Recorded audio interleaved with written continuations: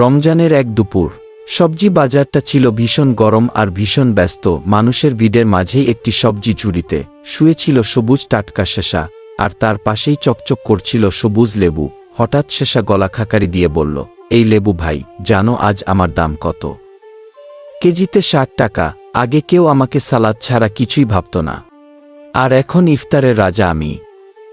লেবু হেসে উঠল, তার খোসা যেন আরও চকচকে হয়ে গেল। 60 টাকা? আহা, আমার কথা শুনলে লজ্জা পাবে। আমি এখন 30 টাকা পিস।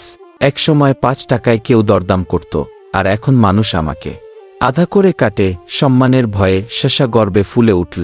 দেখছ তো, রোজা আমাদের কদর বাড়িয়ে দিয়েছে। আমরা না থাকে ইফতারি অসম্পূর্ণ। লেবু দীর্ঘশ্বাস ফেলে বলল, কদর না ভাই, এটা মানুষের অসহায়ত্ব।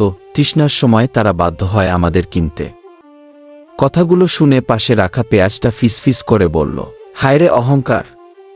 দাম তো আমাদের বাড়েনি, মানুষের কষ্ট বেড়েছে। কিন্তু শসা আর লেবু তখন নিজেদের দাম নিয়ে এতটাই মগ্ন যে সে কথা কানে গেল না। তারা ভাবল, দাম বাড়া মানেই সম্মান বাড়া।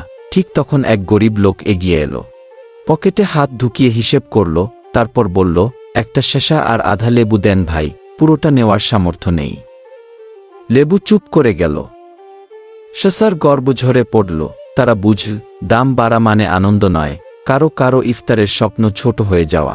সন্ধ্যার আজান ভেসে এলে বাজার শান্ত হল।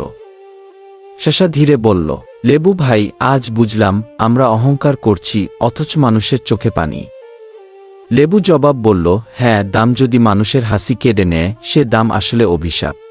ঝুড়ির ভেতরে নীরবতা নেমে এলো। রোজা মানুষের সংযম শেখায়, সবজিরও বোধ হয় সেটা মানুষের শেখা দরকার।